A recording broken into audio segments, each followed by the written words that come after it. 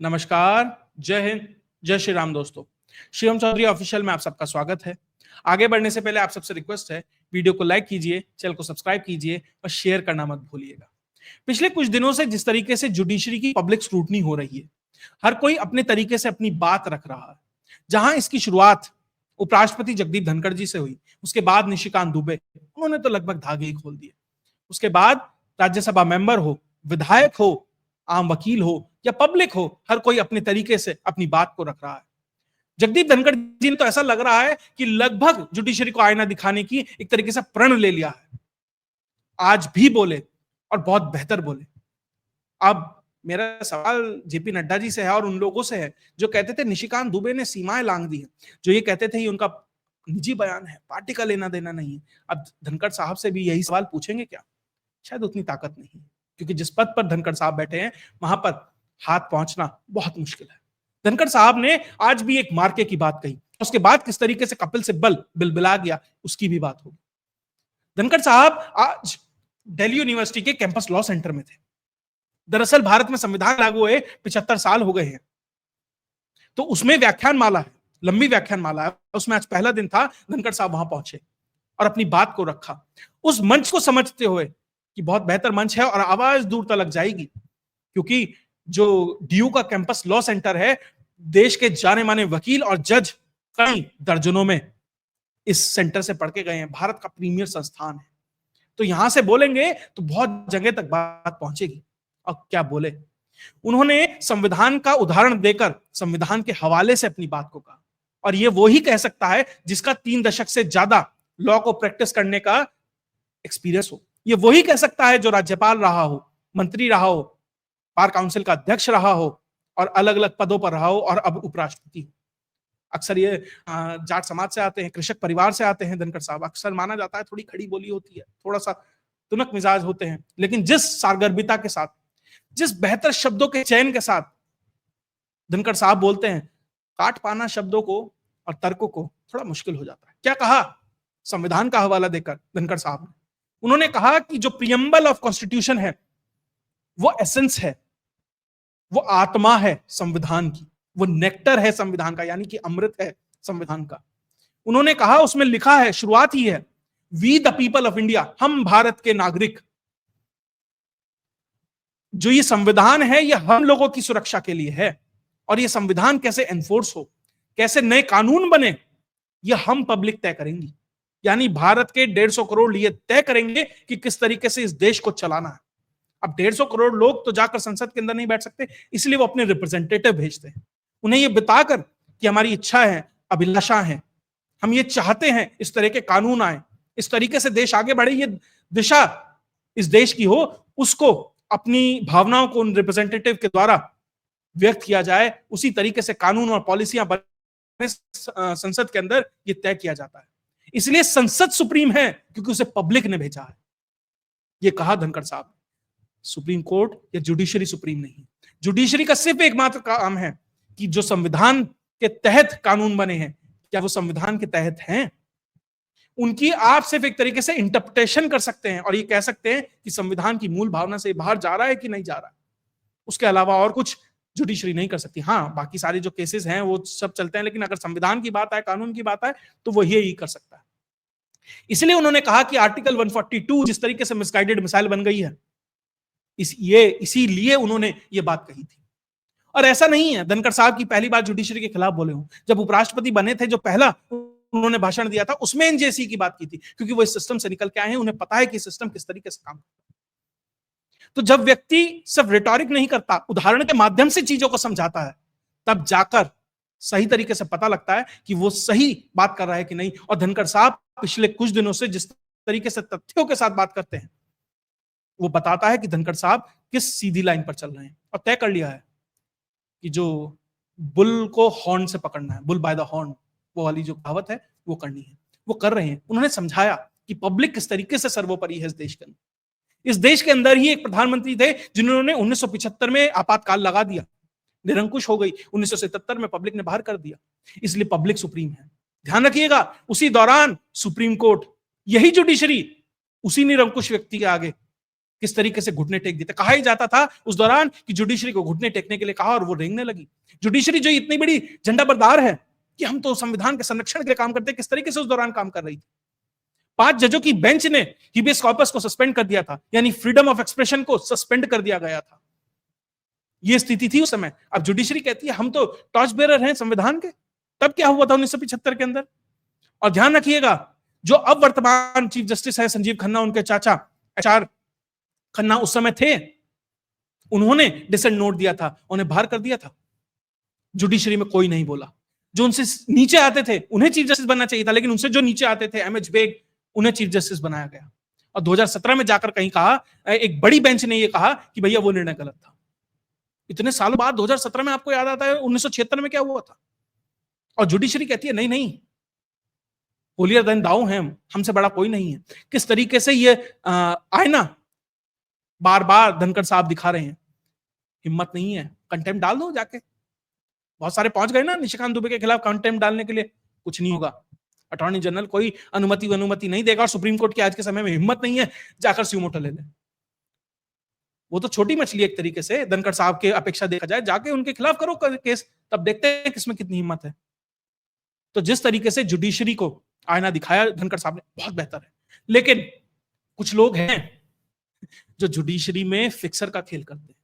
कुछ लोग हैं जिन्हें डर है, जो जमा इकोसिस्टम है, कहीं इसमें कुछ गड़बड़ ना हो जाए, वो भी बोले।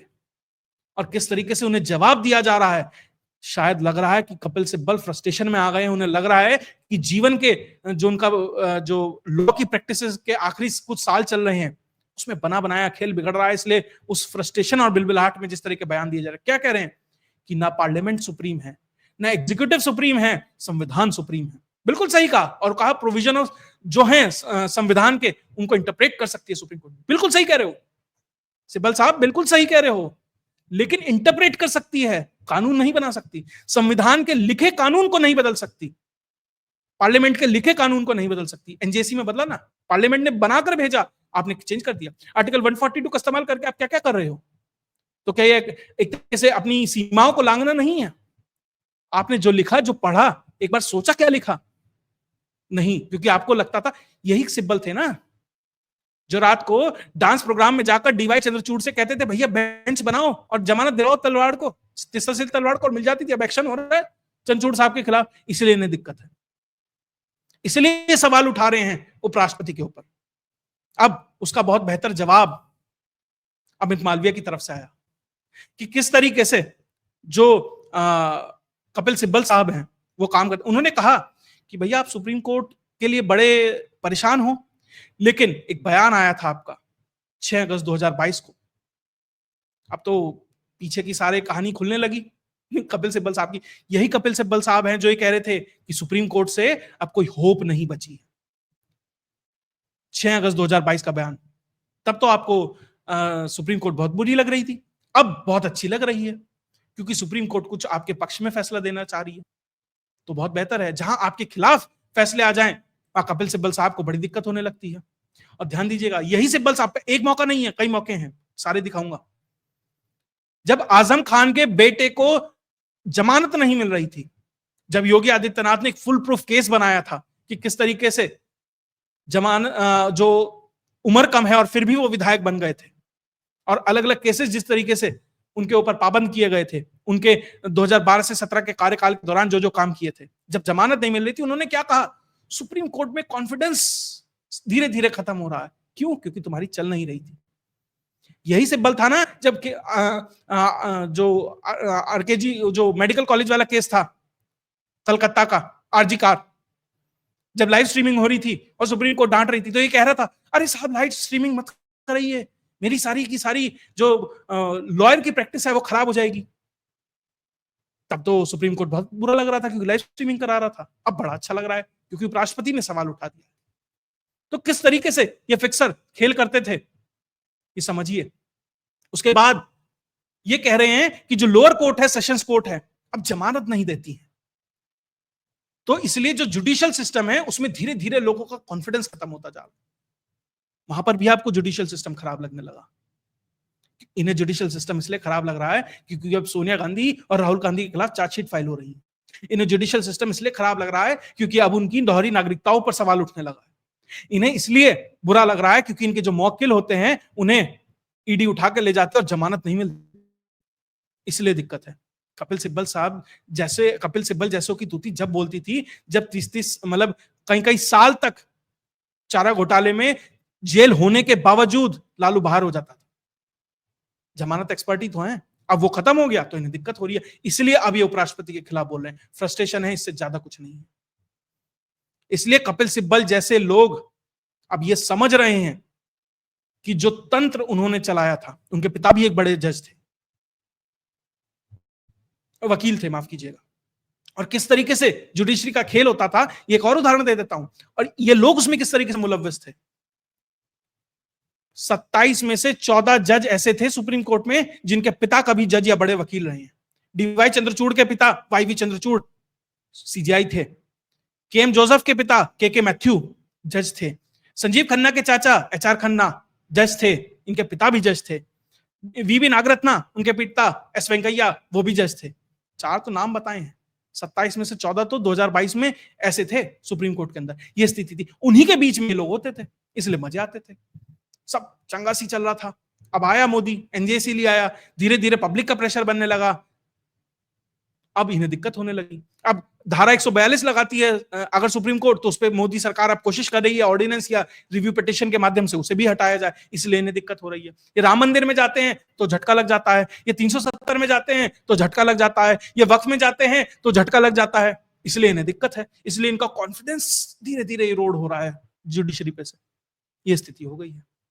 अब ये तो कोर्ट के अंदर जो गड़बड़ हो रही थी वो थी, इन्हें दिक्कत क्यों है ना, क्योंकि आम पब्लिक अब इतिहास के वो सवाल, इतिहास के वो प्रसंग उठाकर ला रही है, जो एक तरीके से जो जुडिशरी थी, जो अब तक लगता था कोई इस पे सवाल नहीं कर सकता, कंटेम्प्ट हो जाएगा जी, कंटेंट का थोड़ा सीधा सिर में दे मारी जुडिशरी, अब हर कोई खुलकर बोल रहा है। और निशिकांत दुबे ने तो ये सोच लिया है जैसे सुपारी ले ली है ना, ये इनका तो गेम सेट करके बजाऊंगा मैं, वो स्थिति हो गई है। नड्डा साहब करते रहे ट्वीट पे ट्वीट, वो है ना, ट्वीट पे ट्वीट, ट्वीट पे ट्वीट, कोई दिक्कत नहीं है, हम अपना काम करते रहेंगे। आज फिर उन्होंने एक नया ट्वीट दिया, और किस तरीके से तथ्यों के साथ बात करते हैं। निशिकांत दुबे पढ़े लिखे आदमी हैं, बड़े अधिकारी रहे हैं कॉर्पोरेट के अंदर, पढ़े लिखे हैं, इसलिए इतिहास भली बेहतर जानते हैं। क्या कहा कि आपको पता है 1967 और 68 में भारत के जो मुख्य न्यायाधीश थे कैलाश वांचू जी, उन्होंने कानून की पढ़ाई नहीं की थी। जी हां, बिल्कुल सही कह रहे हैं आप। आज जो कानून की पढ़ाई कर कर सालों साल, कहीं कहीं दशक सुप्रीम जो हाई कोर्ट और सेशंस कोर्ट में जो जज खराब कर देते हैं और कभी सुप्रीम कोर्ट नहीं पहुंच पाते क्योंकि कोलिजियम सिस्टम काम करता है, यहां ऐसा भी सिस्टम रहा है जहां जिसने कानून की ही पढ़ाई नहीं की वो सीधा सुप्रीम कोर्ट भेज दिया गया और मुख्य न्यायाधीश बना। ये कैलाश वांचू जी थे, आईएएस अधिकारी थे, जब तो चलती थी इंदिरा की, नेहरू की, इन सब की, जो चाहे जैसे चाहे करा दिया जाता था। हमने तो इस देश में घर में खाना बनाने वालों को राष्ट्रपति बनते देखा है, हमने इस देश में नेहरू के ड्राइवर को राज्यसभा जाते देखा है, हमने इस देश में प्लेन हाईजैक करने वालों को राज्यसभा और विधायक का टिकट देते देखा है। ये स्थिति थी। तो एक आईएएस अधिकारी अगर चीफ जस्टिस बन गया निशिकांत दुबे जी, तो कौन सी बड़ी बात, कुछ भी हो सकता था। दरअसल तब सोशल मीडिया नहीं था, दरअसल तब संचार के वो माध्यम नहीं थे, कौन क्या बन रहा है आम पब्लिक को पता नहीं था, वो अपनी दैनिक जद्दोजहद में लगी हुई थी, इसलिए शायद उसे इतनी जानकारी नहीं थी। लेकिन अब वो पाप खुलकर आ रहे हैं, इसलिए सिब्बल जैसों को दिक्कत हो रही है। यहीं रुक जाते, अब निशिकांत दुबे जी तो बात ही क्या थी, उनका एक और ट्वीट आया, बहुत बेहतर है, इसके बारे में मैं पहले भी बता चुका हूं अलग अलग चैनल पर, फिर से बताता हूं।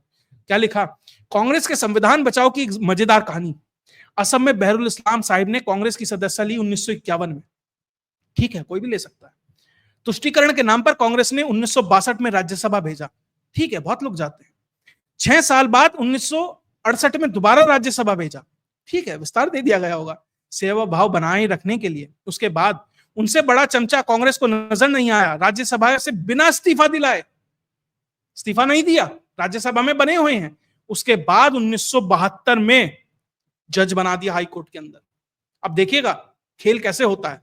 उसके बाद 1979 के अंदर असम हाई कोर्ट का कार्यवाहक मुख्य न्यायाधीश बना दिया और दोनों साथ चल रहे हैं। उसके बाद बेचारे 1980 में रिटायर हो गए, लेकिन ये कांग्रेस तो है, ये तो कांग्रेस है। जनवरी 1980 में रिटायर हुए जज को दिसंबर 1980 में सीधे सुप्रीम कोर्ट का जज बना दिया। यानी जो आदमी घर चला गया, पैक कर लिया बैग, यानी जैसे संजीव खन्ना जी 13 तारीख को रिटायर हो जाए और वापस कहीं चले जाए और फिर कुछ महीनों बाद कहा जाए नहीं नहीं साहब आ जाओ, दोबारा बना देते हैं। वो स्थिति थी 1980 में। दोबारा सुप्रीम कोर्ट बनाकर जज बनाया। 1977 में इंदिरा गांधी के ऊपर लगे सभी भ्रष्टाचार के केस उन्होंने तन्मयता से खत्म कर दिए, शायद इसीलिए था। और फिर खुश होकर कांग्रेस ने 1983 में सुप्रीम कोर्ट से रिटायर हुए, उन्हें दोबारा राज्यसभा तीसरी बार भेजा। अब देखिएगा, मैं कुछ नहीं बोलूंगा। क्या खेल चल रहा था? राज्यसभा भेजो, वहां से हटाओ, जज बनाओ, फिर फिर रिटायर हो गए, फिर जज बनाओ, फिर रिटायर हो गए, फिर राज्यसभा भेजो। ये खेल चलता था। ये तंत्र है, ये जुडिशरी है, किस तरीके से काम करे। ये एक उदाहरण है। अगर आप जाकर इतिहास पढ़ेंगे ना, ऐसे उदाहरण भरे हुए हैं।